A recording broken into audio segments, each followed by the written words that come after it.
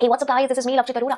स्वागत है आप सभी का आज की इस क्लास के अंदर। तो चलिए कहानी शुरू करते हैं एट्रीब्यूट्स के साथ। 5 से 10 मिनट की क्लास में स्वागत है और एट्रीब्यूट से कहानी शुरू की जाए। यस, तो हम लोग एट्रीब्यूट्स कर रहे हैं एक्चुअली किसके साथ? सीरीज के साथ में। ओके, तो आपको सामने दिखाई दे रहा है ये तरह-तरह के जितने भी एट्रीब्यूट्स हैं उनको हम यूज करेंगे। अब देखो इसमें सबसे इंपॉर्टेंट चीज है वो ये है कि जब भी एग्जाम में आता है तो एमसीक्यूज के अंदर ज्यादातर देखा जाता है। तो एमसीक्यूज में आपको ऑप्शन को पजल करने के लिए ऐसे ही पैरेंथेसिस लगा दिए जाते हैं, क्योंकि जो एट्रीब्यूट होता है ना उसमें कोई भी पैरेंथेसिस जैसे होता नहीं है, हम बस डॉट लगा करके उस एट्रीब्यूट का नाम लिख देते हैं। तो एक काम करते हैं, क्या पहले तो सबसे पहले इंडेक्स एट्रीब्यूट को लेते हैं। अब देखो जो भी एट्रीब्यूट है ना आपके पास में बस नाम की तरह ही है जो वो काम करेगा। आपको कुछ एट्रीब्यूट्स हैं जैसे कि आप कह लो अभी जितने भी हम करेंगे उसमें आपको जो है रिटन टाइप काफी है, जिनका रिटन टाइप आपको याद रखना होगा। ठीक है, तो ये सारी चीजें हैं, मैं एक एक करके आपको एक्सप्लेन करती जाती हूँ। पहले तो सो मैंने कहा print data frame and print data frame dot कौन से वाला था? पहला इंडेक्स। अब देखो नाम से क्या चीज पता चल रही है कि भाई मुझको इंडेक्स बताने वाला है कौन? ये इंडेक्स एट्रीब्यूट। तो बिल्कुल आपने सही पकड़े हैं, मतलब इंडेक्स आपके पास में आंसर में आ जाएगा कि इंडेक्स है, जो भी आपने इंडेक्स दे रखा हो। Super duper cool. नेक्स्ट आपके पास में है वैल्यूज। तो वैल्यू से आपको क्या चीज पता चल रही है? अगर मैं लिखूं उससे पहले आप इसको आइडिया लगाना चाहो तो आपको क्या वैल्यूज मिल रही है। बट इसमें जो ध्यान देने योग्य बात वो है कि भाई आपको जो भी आउटपुट आएगा ना इसके अंदर that will be in the form of ND array, क्योंकि तो ऊपर मेरा डेटा फ्रेम लिखा हुआ है। एक काम करती हूं मैं इस डेटा फ्रेम की बजाय सीरीज ले लेती हूं, क्योंकि हम सीरीज के साथ ही चीज कर रहे हैं ना।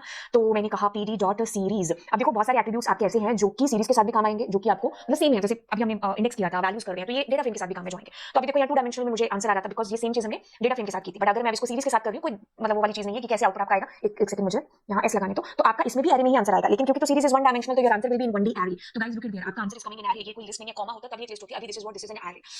नेक्स्ट आपके पास में क्या है? D types. क्या पता करवाने की कोशिश कर रहे हैं? डेटा टाइप को पता करने की कोशिश कर रहे हैं। इसमें सारे इंटीजर है तो you will find N integer. अब मान लीजिए मैंने इसमें 1.1 डाल दिया तो of course series is homogeneous, सारे के सारे जिनका टाइप हो जाएगा फ्लोट, राइट? तो डी टाइप से you will get data types. अब आते हैं हम लोग शेप के ऊपर। देखो वैल्यूज का जो रिटन टाइप था दैट वाज एनडी एरे। अब इसमें हम किसकी बात कर रहे हैं? शेप की। तो शेप में जो आपका आंसर आएगा that will be a tuple. तो ट्यूपल के अंदर आपके पास आंसर आ रहा है, तो ये एक ट्यूपल है। ध्यान से देखिए इस चीज को, लेट मी। ओके, अब ध्यान देने वाली बात ये है कि इसका जो भी आंसर आएगा वो एक ट्यूपल के अंदर आएगा। तो अगर मैंने लिखा x is equal to 5, this is an integer. But अगर मैंने लिखा x is equal to 5 comma this is a tuple, अगर मैंने लिखा x और 5 ये एक इंटीजर है, this is an integer. But as soon as मैंने यहाँ पर कॉमा पुट कर दिया तो दिस इज अ ट्यूपल। तो this is a tuple, this is a tuple, this is integer and this is an integer. तो अगर हम इसकी बात कर रहे हैं तो इसमें आंसर आ रहा है ऐसे, तो दिस इज अ ट्यूपल। अब 5 का मतलब है साइज क्या है इसका, टोटल नंबर ऑफ रोज या वैल्यूज आप कह सकते हो। इसमें कॉलम होता नहीं है तो इसीलिए ये पार्ट डिस्प्ले नहीं होता आपको। ठीक है, तो ये चीज आपको ध्यान रखनी है। जब हम सेम शेप को डेटा फ्रेम के साथ काम करते हैं तो वो हमें रोज और कॉलम्स दोनों डिस्प्ले कराते हैं, क्योंकि इसमें कॉलम होता नहीं है। जब हम सीरीज के साथ इस चीज को करते हैं दैट्स व्हाई सीरीज का पार्ट हमारे पास ये खाली करके आता है। अगली चीज की तरफ चलते हैं। Now we talk about size. दोनों में डिफरेंस देख लो। मैं इसको ऐसे ही करती हूँ, ऊपर हमारे पास शेप है, नीचे यहाँ पर हमने साइज लिखा। साइज हमें 5 ही मतलब वही आंसर करेगा जो शेप कर रहा है, बट शेप में आपका आंसर ट्यूपल में था, यहाँ पर ये एक इंटीजर के तौर पर आंसर आ जाएगा। ठीक है, कभी आपसे पूछा जाए कि भाई फंक्शन कौन सा यूज होता है तो आप ये लगा सकते हो कि इसमें भी आपके पास 5 ही है जो आंसर आने वाला है। एक और चीज लगे हाथ तो बता देती हूँ कि एक हमारे पास में फंक्शन है जिसका नाम है एस काउंट फंक्शन, है ना। तो मैंने जैसे काउंट किया तो आपको यहाँ पर भी आंसर 5 ही मिलेगा, लेकिन काउंट में एक डिफरेंस है। द डिफरेंस सेज कि अगर मान लीजिए एक वैल्यू भी या कोई भी वैल्यू नन है या नैन वैल्यू है तो काउंट नॉन नैन वैल्यूज को काउंट करके आपको देता है। दैट्स वाई कि इसमें 4 आंसर आपके पास आ रहा है। तो मैंने लगे हाथ तो आपको काफी सारी चीजें हैं जो बता दी। Now we talk about empty. Empty मतलब अगर आपके पास में सीरीज में एक भी वैल्यू है, कोई फर्क नहीं पड़ता वो वैल्यू आपकी नैन है या 0 है, कुछ तो है ना। तो कुछ तो है का मतलब है कि हाँ अगर कुछ तो होगा ये फॉल्स करेगा। अगर पूरी आपकी सीरीज खाली है then and then only the answer will be true. तो हम इसको ऐसे केस में यूज करते हैं जहां पर हमें ये जानना हो कि हमारी सीरीज खाली है या नहीं है। अब मैंने कहा हैज नैन्स, तो इसमें हमारे पास में आंसर अगर एक भी नल वैल्यू है तो हमें ट्रू आएगा, अगर सारी की सारी वैल्यूज नॉन नैन वैल्यूज है तभी हमें फॉल्स है जो आंसर करेगा। अब हम अपनी सीरीज को ऐसे कोई नामकरण भी है जो दे सकते हैं। लेट सपोज मैंने कहा एस डॉट नेम, ठीक है, और मैंने नेम में यहाँ पर लिख दिया मान लो मैंने अपनी सीरीज को पूनम नाम दे दिया, तो यू विल फाइंड हियर कि इसका नाम सीरीज का ऐसे आ रहा है। तो आप इसको डिस्प्ले भी है जो करा सकते हो कि आपकी सीरीज का नाम क्या है।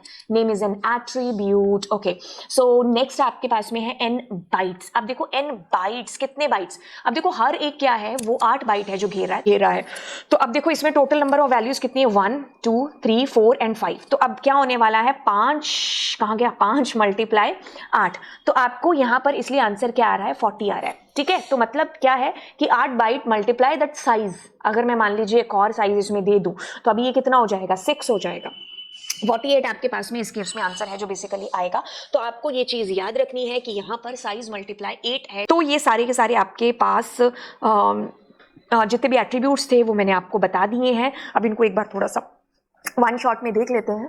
तो अगर मैं यहाँ पर इंडेक्स का इस्तेमाल करती हूँ तो ये मुझे सारे इंडेक्स ला करके देगा। वैल्यू से एनडी एरे में आंसर आएगा आपके पास में, क्योंकि series is 1 dimensional D type में। डेटा का टाइप है जो आपको बताया जाएगा, शेप में आपके पास आंसर ट्यूपल के अंदर आएगा, ठीक है, जो भी साइज होगा, एंड दैट्स इट। अब हम n बाइट्स की बात करते हैं, तो कितना है हमारे पास में, साइज मल्टीप्लाई 8, तो जो भी साइज होगा उसके साथ मल्टीप्लाई 8 हो जाएगा। अब n डिम है जो, इसमें हमेशा सीरीज के अंदर जो आंसर आएगा वो 1 और डेटा फ्रेम के साथ 2, क्योंकि series is 1 dimensional, data frame is 2 dimensional.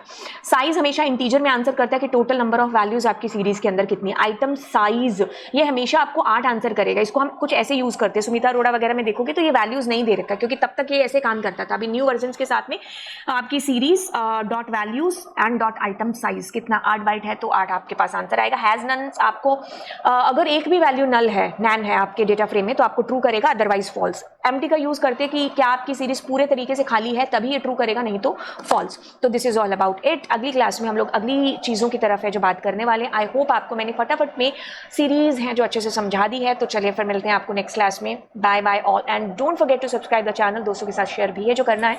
So bye bye all.